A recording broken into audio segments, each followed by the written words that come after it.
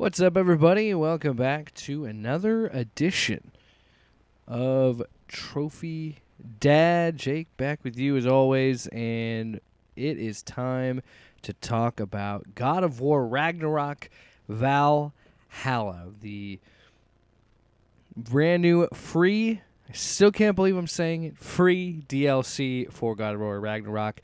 It released about a week ago. I finally played it and beat it. Took me about 8 hours, which is pretty solid for a DLC to a game that is over a year old, especially a DLC of this caliber.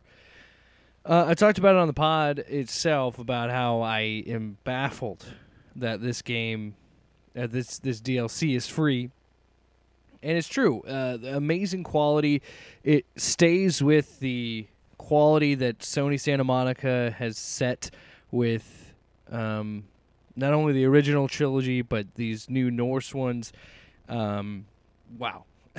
I don't even know where to begin in terms of what I love about this game. I want to be up front. I will talk about spoilers. I will spoil this. So if you have not played Valhalla, go play it. It is worth your time, especially if you really like what they've done with this character, what they've done with Kratos and his arc, and really a great send-off to what he's trying to do, or what they try to accomplish with his character arc. So go play it, come back, now we'll talk. Ready? And go. No more. Spoilers are activated. I've talked about on this channel truly how much I love God of War. It is a game that's always resonated with me. I'll never forget playing the first two games on the PS2. I don't know if I've talked about it on the pod, but that first game, I had a demo of just the three-headed Hydra boss fight, and I played it over and over again until I finally got it and played it, and I played God of War 2, and I always love those Greek games, but I think the reason I love them is I think I just played them at the right time. Because I was, 13, 14 years old when those were when I was able to play them, or maybe 15, 13, 14 in that area. And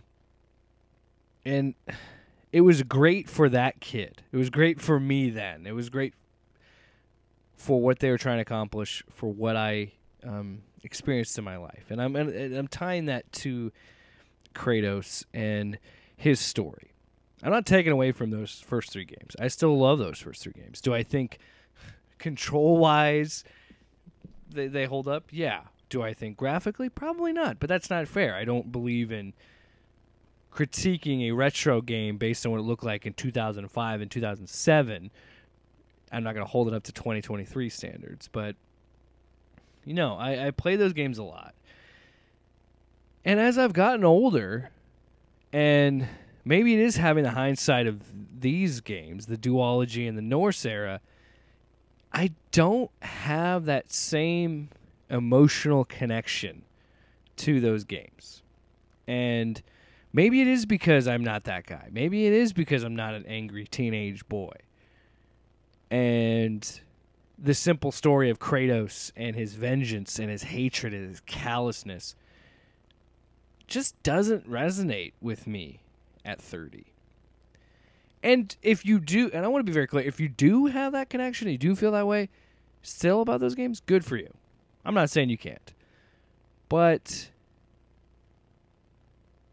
to see where this character is gone, and to see how they have molded him into, I would say, arguably one of the best video game characters ever conceived, is truly remarkable. I said it on the podcast, Ragnarok is probably my favorite game of all time, and this doubles down on it, and it makes it even better, which is not something you can say for a lot of DLC.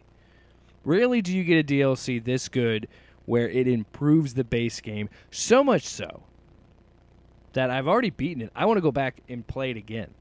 And then when New Game Plus comes around, I'll play it again. Because that's how much I want to play it and love it. And it sticks to what makes this game so good in its core, the gameplay loop. and the risk reward of the parrying, the spear being something so simple and so basic, tying it back to his Spartan identity and tying it back to that era, and using the axe and using the blades of chaos. Like, everything about the combat is just smooth as butter, man. And to see them do this, but then not only add this level of, okay, here's this DLC, and I've talked about this a little bit on the pod too, where it's like, I truly was expecting this to be nothing more than what they've done in the past, where they'd have like challenge rooms or like bonus combat arenas, things like that, and that would have been fine, especially if it was free like this. Totally fine with me.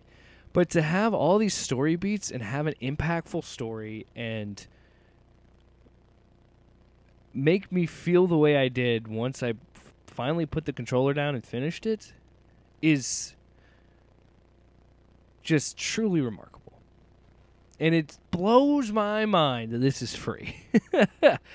And it was said as a thank you as a fan. I think this whole storyline is a love letter to us and love letter to fans, and a beautiful reward if you have been with Kratos since the Greek era and you've been with him since the PS2. I never played Ghost of Sparta, but man, I was fucking in the bag for these games. I played Blade of Olympus on PSP.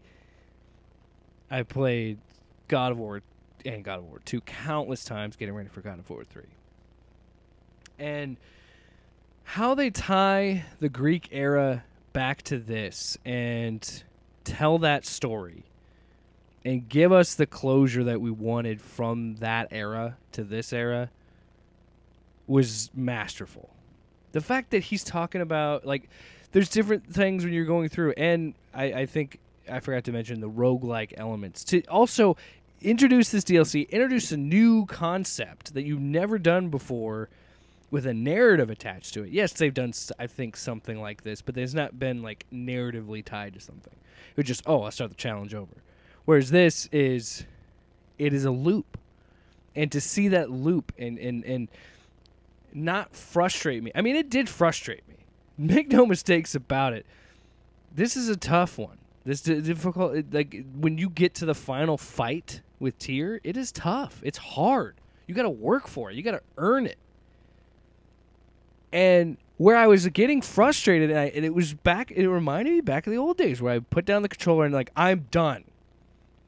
I'm not going to finish this right now. I want to. I love this game. I'm enjoying it. I'm having a great time. But this is too hard. I need to stop. What I'm doing is not working. And it takes that idea and doubles down on it and builds a whole mode on it, where I was thinking, where, you know, each time you start over, you're respecing, you're thinking of different things to do, different paths, different ways to handle it. And by the time I got to the final fight with Tyr, I figured out the spec I wanted, got it right, and I kicked his fucking ass. And then when I did it, I felt such a, like, lethargic, like, yes, I finally did it. Because it took me like 2 days to finally beat him. And it was frustrating, like I said, because I wanted to keep playing it. I wanted to keep experiencing the story. I wanted to keep doing this like almost addictive grind and loop, and that says so much about its gameplay. To have them double down, triple down on what made that combat good in the game, the base game, and use it here, and be combat focused, but still have a story. It's truly incredible. But I would be remiss if I didn't go back to what I was talking about with the Greek era. To have things like the Captain's Key, where Kratos, it shows up in 3 parts. Each time you start a new run, it shows up. Kratos tells a story. Eventually. And when he does tell the story, I keep being like, oh, wow, they're connecting to that first game. They talk about the captain that he kills needlessly in the Hydra, which is kind of his first, like, gross, I don't want to say gross, but his first, like, dick act of vengeful Kratos, young Kratos. And to see him recount that and show remorse, like, it was needless. I didn't need to do that. To see him actually show regret for the actions that he committed in those first games. And what this does, by not dismissing it, by saying, yes, you did that, but you have always had a complicated history. There was a YouTuber, I can't think of the name right now, but they made a video saying that Kratos was always deep before that 2018 reboot. And I agree with that. There's so much more to Kratos, and this DLC does a great job of driving that home. Well, no wonder he became the guy he did. Look at what they did to him. Ares makes him kill his own family. Ares takes his life. He sold his soul to the devil. He sold his soul to the god of war. He was a servant in his attacks. He was a servant in all this. And no wonder he became the guy he did. Because when you talk about Calliope, because you find the flute. And Kratos tells the story of how he created it.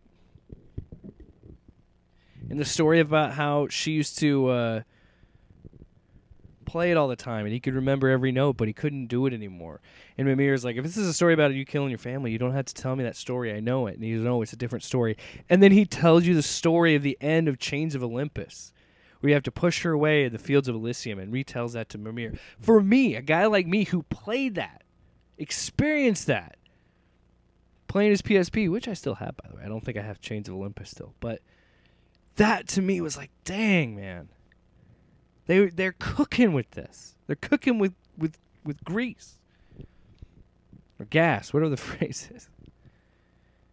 Have that story of the captain. Have Helios show up. When you finally see, let alone when you first see the throne and you hear the voice of Helios, you don't necessarily know unless you got a good ear. And to see that throne show up again.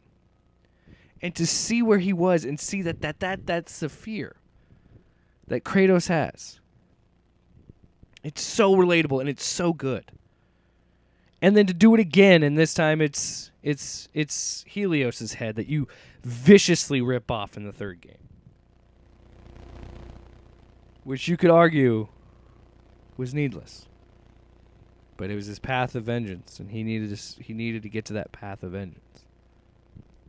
And then to have Helios pretty much be Mimir in in the Greek sections was great too, because you go from Mimir, somebody who you built a bond with, become friends with, who you consider a brother and equal, disappear to a guy that's taunting you, calling you a dumbass when you don't dodge, telling you, "Hey, idiot, you're using the wrong weapon. Don't do this, don't do that." You know, like, and again, be reminded of Kratos's needlessness to kill Helios. Yeah, he says Helios is annoying like all the gods, but he didn't deserve to die. It's crazy. Crazy to see that level of care and level of understanding. And again, a free DLC over a year after the original game came out. We're getting this much story and character development for this, which came out of nowhere. They just announced it at the Game Awards and then drop it not even a week after that. It's insane. And then to get to that ending when Kratos goes to the door, sees the throne again, and then it's young Kratos. And for the first time, we see young Kratos and old Kratos, and we finally see Kratos addressing himself and talking about what he did and saying, yes, you were cocky and arrogant and callous and cruel and mean. But you were always more than that. And to see that realization on his face, and then when he says to do something in the service of people, and when he says in service, and give up his life to service, to help the mortals and help people, and be on this council with Freya, and be the new god of war, is incredible, man. It's just so good. So good. Inject that into my veins. Because it is one of the most relatable things that they have ever done in this franchise. And they did it in the base game, but they even do it more now. Because who here hasn't had that moment where they see them former selves and see where they've grown now and look at their former selves and have those things to say about them for their former selves? Because I know I have. It was a beautiful moment. It was lethargic. And I could 100% relate to that and feel that. Because I'm happy and I'm proud of the person I am now. But I look back at that guy who was playing the original God of War games, being like, he's an idiot. He made stupid decisions. He was brash. It's beautiful. And I can't say it enough how much I love that. And then we got a tease that said, if you think the credits here were it, you think that was the end of it. Like a tease that there's more that's coming, which sign me up, man. Inject it into my veins. And I'll triple, quadruple down on this. It makes the original game, or the base game, better, and it continues to sit on my it got to be probably my favorite game of all time. My favorite character of all time, easily. And to see what they did and to see the evolution, I think a lot about like pro wrestling with this. Bear with me. The best pro wrestlers, the best performers, find ways to reinvent their character, because after a certain point, a character goes stale if you keep doing the same thing over again. And Sony wanted to do this, go in this direction, because having that pissed off, angry, vengeful Kratos in a Norse setting would just be more of the same. So this offers a way to have that lens and be different. And yes, you can make arguments about the Atreus levels and you can talk about all these other things, but I think I would rather them go in this direction than do the same thing over again. And I want to also say what this game does. It does a great job of honoring those original games and not downplaying them, too. There was a deeper meaning to Kratos. But after a certain point, if you keep slaughtering gods the way you do in God of War 3, don't you think it'd get a little stale? Just a little. So you have that option. Either you end the story there, or you continue it and go in a different way and find a way to evolve the character and change the character. And they did that. And unbelievable that it was free. And I truly, truly love this DLC. Real quick to wrap this up, I do want to talk about David Jaffe, the creator of God of War, his comments. He said that he would have preferred them not to change Kratos in this direction and do the things that they do with Kratos. And his, I think he did a couple videos on it. I watched the 2 videos that I saw about it. And I want to be clear, I like Jaffe. I think he's a interesting, creative person, and his YouTube videos, I usually agree with his takes. Not all of them, but for the most part, I think he's a pretty interesting guy. But he gave that argument where if you're making a character for a mainstream audience, you don't mostly want to change them or adapt them. And he used comic books as an example, like Spider-Man and Batman. I think there is some truth to that. Sure. But where I disagree with him is, again, I think that I would prefer this Kratos and see this Kratos learn how to become human and forgive himself. Because I personally struggle with that. And he made his thing about self-inserts. And I also want to be very clear, he is free to have that opinion. And if you share that opinion, good for you. But I'm someone that loves this idea of a character like Kratos, because I deal with a lot of guilt, self-guilt, and self-doubt, and I tend to be too hard on myself, and I tend to make things harder for myself and burden myself with my own issues. So to see that play out with Kratos in a positive way and see him address himself and forgive himself and become the god of hope that they talk about with the trophy at the end of the DLC, I think is a much better story, a much better arc, and a much more interesting arc to go on than to just be one note, which some people accused him of. And that's not fair. I don't want to say he's one note, but I'd rather that and them take a chance and be different than be stuck in the same mode. That's probably why I wasn't into Ascension after God of War 3 came out. I was ready to close the chapter on that era of that character and then 2018 comes out, and then this Ragnarok, and then this. So, anyway, what did you think of God of War, Ragnarok, Valhalla? Do you have the similar feelings? Do you love that they've changed and adapt the character, or are you like, some people that said, I don't really care for this. I prefer the Greek era rage Kratos. Guess what? Both are valid. So let me know in the comments down below. Make sure to hit like, comment, subscribe, and click the bell so you get more videos like this. Anyway, I'm going to go play more God of War. Shut up. Off panel, off topic with Jake and Tyler.